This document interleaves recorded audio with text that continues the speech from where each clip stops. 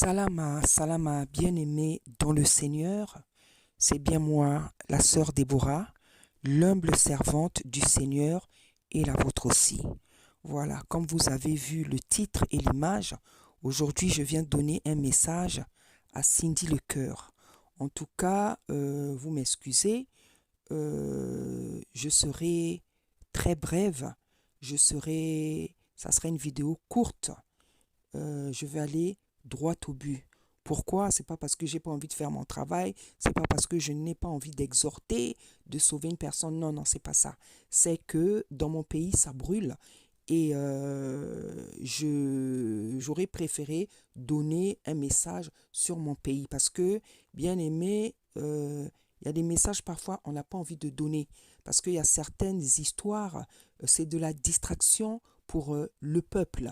Voilà, donc il y a parfois des messages qu'on n'a pas envie de donner, mais comme c'est le Seigneur qui nous appelait, c'est le Seigneur qui nous donne ces messages pour qu'on les transmette au peuple afin que les gens changent de vie, changent de mauvais comportements. Sinon, bien aimé, il y a des messages parfois qu'on n'a pas envie de donner. Voilà, en ce moment dans mon pays, ça brûle. Et de toute manière, la prochaine vidéo que je vais faire, ça sera sur mon pays. Voilà, donc aujourd'hui, je viens de donner un message à Cindy Le Cœur. Voilà, Cindy Le Cœur, bon, moi je te connais pas trop bien, hein. Je sais que tu avais chanté une chanson chrétienne, je sais que tu es, je sais pas si c'est toujours le cas, que tu es l'épouse de Koffi Olomide, je ne sais pas si c'est toujours le cas. Bref, voilà les quelques choses que je sais sur toi. Voilà, comme j'ai dit, je serai courte. Voilà, je serai courte, je serai brève. Je veux aller directement au but parce que j'ai un message sur mon pays à donner. Voilà, donc il y a quelques jours, le Seigneur me montrait une vision. Euh, voilà, donc en fait, je te voyais, parce que c'est à toi que je m'adresse, je te voyais en train de vraiment de disputer, comment dire, de disputer, de fatiguer, qu'on l'a vraiment Koffi Olomide. Voilà, et en fait, c'est parce que entre vous, ça ne va plus. Voilà, donc le Seigneur me montrait clairement comment ozo nyokolaye, comment ozo soignisaye, comment ozo tumolaye. Je voyais ça clairement. Et c'est parce que ça ne va pas entre vous et ça ne va pas entre vous depuis longtemps et ce n'est que normal. Pourquoi ce n'est que normal? Parce que, ma sœur, comme nous dit la Bible, un bien mal acquis ne profite jamais. Un bien mal acquis ne profite jamais. Je ne sais pas si je veux m'excuser, mais je n'ai pas envie de m'excuser. Je suis une personne qui ne sait pas faire semblant et je n'ai pas aussi envie de faire semblant dans ma vie. Voilà, dans mes actions, dans mes paroles, dans ma manière de me tenir dans ma vie. Je n'aime pas l'hypocrisie parce que la Bible dit que les hypocrites ne n'hériteront pas des royaumes des cieux. Voilà, je préfère toujours dire la vérité à une personne, même si elle doit me haïr, même si elle doit me détester, je préfère en tout cas toujours dire la vérité à une personne. Donc en fait, quand il s'agit de dire la vérité, je ne cherche pas je ne cherche pas mes mots en fait. Voilà. Je ne cherche pas mes mots. Je peux peut-être me contrôler pour doser ma manière brutale parfois de parler, mais je ne cherche pas mes mots parce que la vérité, c'est ma nature. Voilà. C'est comme ça que Dieu m'a créé. C'est ma nature. Je ne peux pas vivre dans le mensonge. Je ne peux pas vivre dans l'hypocrisie. Ça veut dire que quand je parle, quand je dois dire la vérité, quand je prêche, quand j'exhorte, je suis authentique, je suis cash. Voilà. Donc, je disais que entre vous deux, ça ne peut pas aller parce que un bien mal acquis ne profite jamais. Qu'est-ce que j'ai envie de dire par là? Ben, comme tu le sais toi-même, comme le monde entier le sait, cette personne qui est Koffi Olomide avec laquelle tu t'es retrouvé n'était pas ta part, n'est pas ton mari. C'est le mari d'une autre personne dont tu t'es emparé. Voilà, tu pourras venir dire tout ce que tu veux, que c'est la personne qui t'a dragué, que entre eux c'était fini. Euh, euh, Tata Nzambe a donné sa parole. Il a même dit dans sa parole que, que les gens ne divorcent pas, que les mariés ne se divorcent pas, que ce que Dieu a uni, que personne ne le divise. Ça veut dire aujourd'hui que même, et la Bible dit, je continue plutôt, la Bible dit que une femme pour que le mari ne répudie pas sa femme et que la femme comment dire, n'abandonne pas son mari, qu'elle ne s'en aille pas. Voilà, ça c'est la parole divine. Donc Tata Nzambe n'est pas pour la division, parce que sa parole dit que ce qu'il a uni, que personne ne le sépare. Voilà, donc toi, en entrant dans la vie d'un homme qui était marié, quand tu t'es marié avec lui, quand tu t'es mise avec lui, je pense qu'ils ne s'étaient pas séparés, donc tu étais déjà dans le péché. Et toi et lui, vous étiez dans le péché. Voilà, et toi et lui, vous étiez dans le péché. Et la Bible nous dit que l'homme, il ne répudie pas sa femme et que même une femme, pour se remarier, elle doit attendre que son mari, son mari meure. Voilà. Donc, on voit le sérieux pour Tata Nzambe de l'institution du mariage qui est sa première institution. Tata Nzambe ne blague pas avec le mariage, comme il ne blague pas aussi avec toutes les autres choses sur la terre, avec tous les autres péchés. Voilà, c'est parce qu'aujourd'hui, les gens ont tellement banalisé les choses, ils ont banalisé le mariage, ils ont banalisé le divorce, ils ont banalisé tellement de choses. C'est pour ça que Tata Nzambe, dans sa parole, il dit à raison, ce qui est bien, vous l'appelez mal, ce qui est mal, vous l'appelez bien. Les choses précieuses, les choses saintes, les choses, précieuses, le monde, les gens ont tellement banalisé que, voilà, les gens vivent comme ça, en pratiquant parfois des péchés graves sans s'en rendre compte que ce sont des péchés graves qu'ils sont en train de pratiquer. Tata Nzambe n'aime pas le divorce. Voilà, parce que c'est lui qui a institué le mariage. C'est sa première institution. Donc, il n'aime pas le divorce. Voilà, on pourra dire ce qu'on veut. Oh, mon mari m'a fait ça, ma femme m'a fait ça. Les gens divorcent facilement parce qu'ils ne connaissent pas la valeur du mariage. Ils ne connaissent pas la parole et ils ne connaissent pas la valeur du mariage. Ils ne connaissent pas la valeur de la parole de Tata Nzambe. Ils ne connaissent pas le sérieux, la valeur de la parole de Tata Nzambe. C'est pour ça que les gens blaguent dans la vie, avec les choses, avec le mariage, avec le divorce, avec les enfants, avec beaucoup de choses. Les gens se comportent aujourd'hui avec une telle légèreté. Voilà. Donc, quand Tata Nzambe dit que une femme même, avant de se remarier, elle doit attendre que son mari la meure. C'est pour vous dire à quel point Tata Nzambe accorde de l'importance au mariage. Voilà. Donc, étant donné que tu t'es emparé du mari d'une autre personne, maman, tu ne pouvais pas être heureuse. Voilà. Tu ne pouvais pas être heureuse. Les Écritures nous disent que un bien mal acquis ne profite jamais. Les biens mal acquis, ce n'est pas seulement de l'argent. Les biens mal acquis, ça peut être quelque chose de matériel, ça peut être aussi un mari. Voilà. Donc, tout ça, le bien mal acquis ne donne jamais la paix. Le bien mal acquis ne donne jamais le repos. Le bien mal acquis ne donne jamais le bonheur. Voilà. Parce que Tata Nzambe a prévu une bénédiction pour tout un chacun. Voilà. Lorsque quelqu'un va prendre quelque chose qui ne lui appartient pas, tu déstabilises toute une chaîne de choses sur la terre. Tu déstabilises toute une chaîne de choses sur la terre, que ce soit sur le plan physique, que ce soit sur le plan financier, que ce soit sur le plan spirituel, tu déstabilises beaucoup de choses. Parce que la vie que tu as voulu, la vie dans laquelle tu t'es mise, elle n'était pas prévue pour toi. Elle n'était pas prévue pour toi. Donc, tu déstabilises tout un tas de choses. Tu déstabilises une famille. Tu déstabilises des enfants.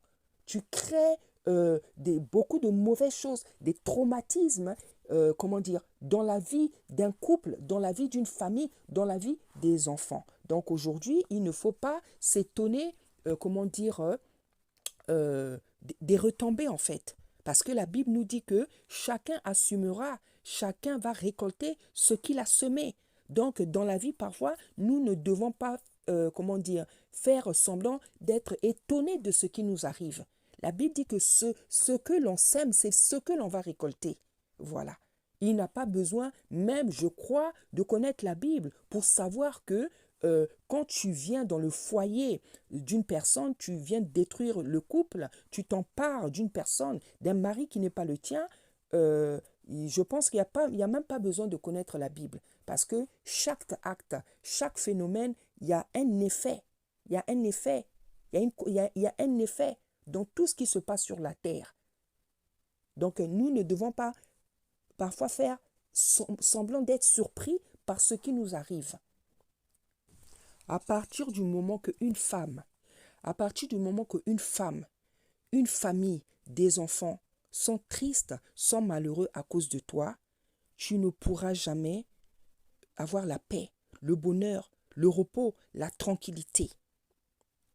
Voilà. Tu ne pourras jamais avoir toutes ces choses parce que tu t'es emparé de quelque chose qui ne t'appartient pas. Le Seigneur a prévu une bénédiction pour chacun. En tout cas pour tous ceux qui le cherchent, pour tous ceux qui l'invoquent. Il a dit, quand vous voulez quelque chose, frappez. Quand vous voulez quelque chose, demandez. Voilà. Donc dans la vie, on ne s'empare pas, on ne prend pas le mari d'autrui, les choses d'autrui, la voiture d'autrui, ce qui ne nous appartient pas, on n'a pas le droit de le prendre. Voilà. Il y a eu un message sur toi, un message très grave, il n'y a pas longtemps, concernant la nécessité de te racheter, de te convertir. Une jeune sœur prophétesse, je crois, qui a donné ce message. Donc, ce message, c'est un message grave. C'est un message grave. Si tu ne te convertis pas, tu ne te repens pas de toute la vie que tu as menée ces dernières années, c'est-à-dire le fait comment dire, de t'être emparé du mari d'autrui. C'est un péché. C'est un péché. C'est un péché. Voilà. Et que quelqu'un ne vienne pas nous dire non, c'est Kofi qui l'a dragué, ceci, cela. Oui, Kofi l'a dragué. Kofi l'a dragué. Mais en tant que femme, tu es une femme, comme toutes les femmes, tu vas avoir des enfants, tu veux avoir un mari, mais en tant que femme, tu n'aimerais pas qu'on te fasse ce que tu fais aux autres. Et c'est ce que la Bible nous dit encore. Ne faites pas à autrui ce que vous voulez qu'on ne vous fasse pas. Parce que je pense que si toi tu avais un mari, tu avais des enfants, je pense que tu n'aimerais pas qu'on te fasse ça. Donc parfois, dans la vie, je dirais pas parfois, il faut, avant parfois de faire certaines choses, se mettre à la place des autres.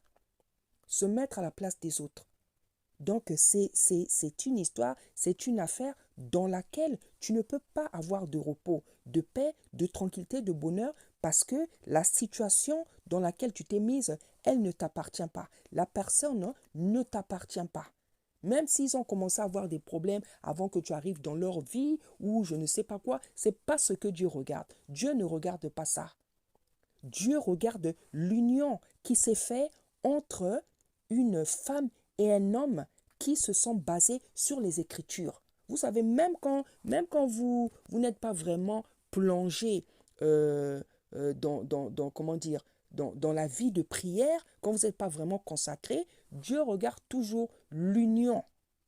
Parce que le mariage vient de lui. Donc, comment dire, il voit que quand deux personnes s'unissent, il sait que c'est un choix. C'est un choix. Ces personnes ont fait un choix parce qu'elles s'aimaient. Et en plus de ce choix est sorti 3 ou je ne sais pas combien d'enfants, 3 ou 4 enfants, je ne sais pas combien ils ont d'enfants, Ali et Kofi. Donc ce n'est pas rien. Ce n'est pas rien. Donc il ne fallait pas espérer le bonheur dans cette relation parce que c'est une relation illégitime. C'est une relation illégitime. Dans la vie, on ne force rien. Dans la vie, on ne force rien. Ni l'amour, ni une relation. Et quelles que soient les relations, que ça soit une relation familiale, que ça soit une relation sentimentale, que ça soit une relation platonique, dans la vie, on ne force rien. Ni relation, ni bénédiction. Parce que c'est Dieu qui donne. dans la Bible, nous voyons plusieurs exemples où quand les gens ont forcé, on a vu ce qui leur est arrivé. Sarah n'arrivait pas à avoir d'enfant, elle a forcé, elle a fait du forcing. Et on a vu ce qui lui est arrivé.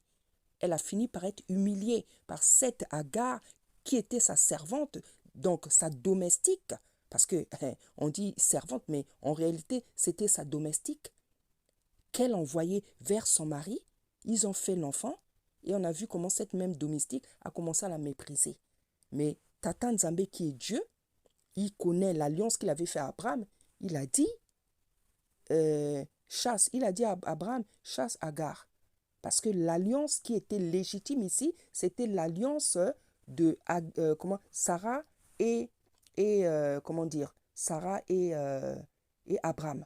Et il y a des alliances comme ça. Dieu, il est fidèle à ses alliances. Donc, il y a des alliances qui sont légitimes, il y a des alliances qui ne sont pas légitimes. Et celles qui ne sont pas légitimes, quel que le temps qu'elles prennent, elles vont toujours s'effondrer. Parce que quand quelque chose ne vient pas de Dieu, ça va s'effondrer. Nous voyons encore, comment elle s'appelle, Rebecca, qui se plaignait de ne pas avoir des enfants et elle commençait à menacer Isaac en disant, si tu ne me donnes pas d'enfants, je veux me suicider. Qu'est-ce qu'il lui a répondu? Il a répondu, est-ce moi qui t'empêche d'avoir des enfants? Est-ce que c'est moi qui t'empêche? Est-ce que c'est moi qui t'ai rendu stérile? Donc, il voulait lui faire comprendre que si tu n'arrives pas à enfanter, ce n'est pas de ma faute. C'est Dieu qui a bloqué. Donc, c'est Dieu qui ouvre les portes, comme il dit dans sa parole. C'est Dieu qui ouvre, c'est Dieu qui ferme. Il y a des femmes qui sont stériles, même sur cette terre-là. C'est Dieu qui bloque. Et il sait pourquoi. Et il sait à quel moment il va débloquer. Parce qu'on a vu beaucoup de femmes qui étaient stériles. C'était la volonté divine. En tout cas, c'est Dieu qui avait permis. Elles ont prié comme Anna, comme nombreuses, Élisabeth, beaucoup. Et Dieu leur a donné parce qu'elles avaient prié. Donc, dans la vie, pour obtenir quelque chose que tu veux, il faut prier. Voilà. Tu peux faire tout un tas de choses pour obtenir, comme font beaucoup de gens sur la terre. Ils font du forcing, ils font beaucoup de choses. Mais quand vous forcez quelque chose, ça ne va jamais bien se passer. Parce qu'en fait, quand on n'a pas quelque chose dans la vie, il faut se demander pourquoi on n'a pas. Il y a eu des femmes stériles. Il y a eu des femmes qui ont cherché le mariage. Il y a eu des femmes qui ont cherché les enfants. Il y a eu des... Voilà, il y a eu beaucoup de choses dans la Bible et sur la terre, ça continue. Mais en réalité, la question qu'il faut se poser, c'est pourquoi moi je n'ai pas ça? Pourquoi ce n'est pas encore là? Pourquoi moi je n'ai pas ça? Pourquoi je n'ai pas de mari? Pourquoi je n'ai pas... Ça, c'est des questions que vous pouvez poser directement au Seigneur. Et parfois, il n'y a même pas besoin comment dire, de poser la question. Parce que Dieu aussi ne distribue pas ses, comment dire, ses bénédictions comme ça. Quand tu veux un mariage, il faut te mettre dans les conditions d'avoir un mariage. Il faut te mettre dans les conditions d'être marié.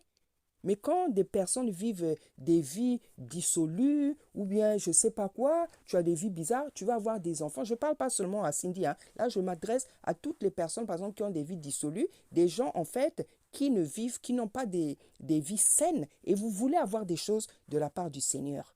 Non, Dieu, ce n'est pas un distributeur. Dieu, ce n'est pas notre ami. Ce n'est pas une personne, une machine où on appuie et on fait une prière, je ne sais pas quoi, et les choses tombent. Non, c'est un Dieu d'ordre. C'est un Dieu pur. Voilà. Donc même pour se marier, même pour avoir des enfants, Dieu regarde beaucoup de choses. Dieu regarde beaucoup de choses. Il regarde les dispositions de ton cœur. Il regarde ton attitude. Il regarde tes pensées. Il regarde. Il ne faut pas penser que les gens qui ont beaucoup d'enfants, même les gens qui sont mariés, en fait, toute bénédiction, avant de donner toute bénédiction, Tata Nzambe regarde le cœur d'une personne. Il regarde son comportement. Parce que la bénédiction, c'est quelque chose de saint, c'est quelque chose de pur. Voilà. Donc, en fait, quand elle descend, quand elle doit arriver dans notre vie, elle doit trouver un terrain pur, puisque elle est divine, elle est donc pure. Donc, le terrain où elle doit atterrir doit être pur. Donc, dans la vie, il ne s'agit pas seulement de ressentir, de vouloir des choses pour les obtenir. Il y a des gens qui obtiennent les choses par le fétiche, par la franc-maçonnerie, comme elles veulent. Mais en tout cas, avec Tata Nzambe, on n'obtient pas les choses aussi facilement. À moins que tu sois né, ça soit déjà une bénédiction qui est, comment dire, décrétée sur ta vie comme ça. Il y a des gens dont la vie sont des choses faciles. Mais sinon, avec le Seigneur, parfois, c'est pas facile. C'est pour ça que les gens n'aiment pas se convertir. Les gens n'aiment pas prier parce qu'ils voient qu'avec Tata Nzambe, les choses durent. Oui, elle dure parce qu'il a beaucoup de choses à détruire dans nos vies. Parce que la bénédiction, c'est quelque chose de pur. Donc, elle doit trouver des terrains purs. Voilà. Donc, je disais que on a vu dans la Bible, les gens qui ont forcé la bénédiction, on a vu comment ça s'est terminé. Pendant que, pendant que toi, tu es avec le mari d'autrui, ça se trouve quelque part, il y a ton mari à toi qui t'attend. Il y a ton mari à toi qui t'attend. Tu dois vraiment te repentir, chère sœur, parce que sache que briser un foyer, être la source de la souffrance d'une femme, des enfants, d'une famille et de l'entourage de ces personnes, ce n'est jamais quelque chose d'intéressant. Voilà. Dans la vie, nous péchons tous. Mais quand nous péchons, commettons des péchés, il vaut mieux que ça détruise ta propre vie à toi-même. Quand ça commence à toucher, tu commences à être, comment dire, l'objet du malheur de quelqu'un d'autre ou d'un groupe de personnes, ça, ce n'est jamais bon. Ce n'est jamais bon. Voilà. Donc, ça sert à rien de forcer. Cette monsieur Kofi Olomide, ce n'était pas quelqu'un qui t'était destiné. C'est quelqu'un qui était déjà marié. Malgré les problèmes qu'il a eu avec sa femme, ça c'est leur vie, ça c'est leur problème. Ça c'est entre lui et le monsieur, entre Kofi et Aléa, entre lui et Dieu. Voilà. Parce qu'il ne faut pas prendre des excuses. J'étais arrivé, ils avaient des problèmes. Non. Devant Dieu, une union, c'est une union. Même quand les époux ont des problèmes, Dieu continue tant qu'ils ne sont pas divorcés. Et c'est, comme dit la Bible, c'est même pas ce que Dieu désire. Tant qu'ils ne sont pas divorcés, Dieu continue à les voir comme, comment dire, Dieu continue à les voir comme un couple. Voilà. Donc, la morale ici, c'est que dans la vie, il ne faut jamais s'emparer de ce qui ne nous appartient pas. Il ne faut pas forcer la bénédiction. Il ne faut pas forcer la bénédiction. Hein? Kofi Olomide, lui-même, c'est quelqu'un qui est en procès. Il est en procès avec Tata Nzambe. C'est quelqu'un qui a un appel sur sa vie. C'est un serviteur. Donc, Kofi ne va pas mourir tant qu'il ne va pas servir Dieu. Ça, le Seigneur me l'a montré clairement. Donc, ça veut dire que quand Kofi est appelé à se convertir, il va se convertir. Mais toi, tu montres que tu n'as pas envie de te convertir. Si Kofi se convertit et que toi, tu restes inconverti, vous allez faire comment? Parce que j'ai vu le genre de serviteur que Kofi sera. Ça sera un serviteur puissant. Ça sera un serviteur puissant. Ça sera quelqu'un de zélé. Il sera plus puissant, plus onctionné que les pasteurs que vous voyez tous aujourd'hui. Ça, je vous le dis, le Seigneur me l'a montré clairement. Parce que lorsque quelqu'un a goûté au mal, lorsque quelqu'un a plongé vraiment dans les œuvres ténébreuses, lorsque cette personne-là se convertit, il devient plus grand que tous les autres. C'est comme l'apôtre Paul. L'apôtre Paul, il persécutait les chrétiens. Il est persécuté. Il persécutait l'Église. Mais lorsque il s'est converti, on a vu que c'est le plus grand apôtre. C'est le plus grand apôtre. C'est le plus grand apôtre. Et même la chanson que Kofi avait chantée là au 13e apôtre, moi je ne connais pas cette chanson, mais je pense même que c'est prophétique parce que j'ai vu la conversion de Kofi. Elle sera bruyante, elle sera brutale, elle sera spectaculaire. Kofi ne va pas mourir avant de servir Tata Nzambe. Je le voyais dans la vision, comment il était contre les faux pasteurs, comment il se levait, et c'est même ce qu'il fait déjà. Lorsqu'il parle là, quand il critique les faux pasteurs, c'est pas du buzz, hein? C'est réellement comme ça qu'il est. C'est réellement comme ça qu'il est, et c'est comme ça qu'il sera, parce que je l'ai vu. Ça sera quelqu'un qui ne sera pas, oh, comme les pasteurs Castano, tous les faux pasteurs qu'on connaît qui embrouillent les gens. Kofi, quand il va se convertir, non seulement il sera sincère avec le Seigneur, mais en plus il sera puissant. C'est quelqu'un qui va carrément détester le désordre. Ça, je l'ai bien vu. Donc, il est en procès, comme je dis, il est en procès avec Tata Nzambe. En procès, pourquoi? Parce que jusqu'à présent, il n'a pas encore accepté le Seigneur. Et c'est ce que Tata Nzambe attend de lui. Donc, si Kofi se convertit, ma soeur Cindy, toi, tu vas faire quoi? Parce que je pense que ça ne fait pas la première fois qu'on donne un message sur toi. Dieu t'appelle à la repentance. Dieu t'appelle à la repentance. Voilà. Donc, ça ne sert à rien de le provoquer comme le Seigneur m'a montré ces derniers jours, de le provoquer, qu'on soit nisaye, qu'on tumolaye, qu'on nyokolaye. Ça ne sert à rien. C'est cassé, ça ne va plus. Voilà. Que vous restez encore quelques temps ensemble, des mois, des semaines, des années, votre couple, ça ne va pas. C'est pas un couple qui a raison d'être. Donc, ça ne pourra jamais marcher. Voilà, ça ne pourra jamais marcher. Donc, ce n'est pas la peine de forcer. Voilà ce que je suis venu te dire. Je pense que j'ai été un peu plus longue que le temps que je devais mettre. Voilà, donc ça n'a sert à rien de forcer. Donc, je suis venu donner ce message parce que Dieu m'a donné une vision. Voilà, comment tu le provoques, comment tu le disputes, comment tu oses tungisaye, quoi. Voilà, parce que ça ne va plus entre vous. Donc, je suis venu te dire que ça ne sert à rien, ma soeur. Je pense plutôt à ton salut. Pense à ton salut, pense à la vie que le Seigneur veut te donner. Voilà. Si cette vie ne t'intéresse pas de savoir quelle est la vie que Tata Nzambe t'avait réservée, si cette vie ne t'intéresse pas, c'est bien dommage. Voilà, c'est bien dommage parce que le Seigneur a donné une vie à chacun de nous. Voilà, quand on ne la connaît pas, dans la prière, Dieu peut te révéler sa volonté, la vie qu'il t'avait donnée à toi. Et que non, tu sois maintenant dans une vie qui ne t'appartient pas.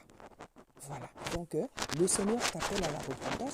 Repends-toi de cette, comment dire, de cette relation. Je ne sais pas si c'est toi qui l'as posé, je pense que ça avait déjà des problèmes, mais en tout cas, tu es venu aggraver en fait les choses. Il faut que tu te repentes de ça, parce que ce n'est jamais bien d'être l'objet du malheur de quelqu'un. Ce n'est jamais bien. Il vaut mieux toi-même être en procès avec Tata Nzambe. Tu as fait une bêtise, c'est entre Dieu et toi. Mais quand c'est maintenant que les gens souffrent à cause de toi, ça, ce n'est jamais bon dans la vie. Ça, ce n'est jamais bon dans la vie. Donc, tu as reçu un message il n'y a pas longtemps. Tata Nzambe t'appelle à la repentance parce que dans le message, on a vu ta fin. Et ce n'est pas une bonne fin. Donc, je pense que la première des choses que tu auras à faire aujourd'hui, c'est de te repentir. Et non de lutter en fait contre la destinée. De lutter contre la destinée à chercher à montrer je ne sais quoi et à je ne sais qui. Ça ne sert à rien. Ça ne sert à rien, ça fait je ne sais pas combien d'années vous avez fait avec Kofi Olomide, mais je pense que ça n'a jamais été une relation de paix. Parce que lorsque on s'empare d'une personne qui ne nous appartient pas, vous pouvez faire 10 ans, 20 ans, 30 ans, vous n'aurez jamais la paix. Et là, en ce moment, je sais que c'est l'éclatement. C'est l'éclatement de votre relation, parce que je l'ai vu. Voilà, donc je viens t'exhorter et te dire de te retirer de cette relation. Si c'est fait, c'est bien. Si c'est pas fait, ça c'est vous qui gérez. Mais le message que le Seigneur veut te faire comprendre, c'est que repens-toi en fait. Repens-toi. Ça ne sert à rien d'embêter Kofi, de le fatiguer, de le disputer, de le provoquer. Parce que lui-même, il a des comptes là où il est. Lui-même, il doit se repentir. Il a des comptes à rendre à Tata Nzambe sur tout ce qu'il vit depuis ces dernières années. Et Tata Nzambe attend de lui qu'il se convertisse parce que c'est un serviteur puissant. Voilà donc ma soeur ce que je suis venue te dire. Et mon peuple Congo-Brazzaville, le prochain message que je viendrai donner, c'est un message sur mon pays. Voilà, parce que moi, je sors vraiment quand le Seigneur me parle. Moi, je ne sors pas parce que sur la toile, ça brûle. Non, je sors quand le Seigneur me donne un message précis. C'est vrai que je peux réagir même sans recevoir de message. Je sais, bien sûr que je peux le faire. Voilà, mais je préfère qu'il me donne des messages précis. Comme ça, moi, quand je vais parler de quelque chose, je sais de quoi je vais parler. Voilà, donc, peuple de Dieu, soyez tous bénis au nom puissant du Saint-Congo. Merci.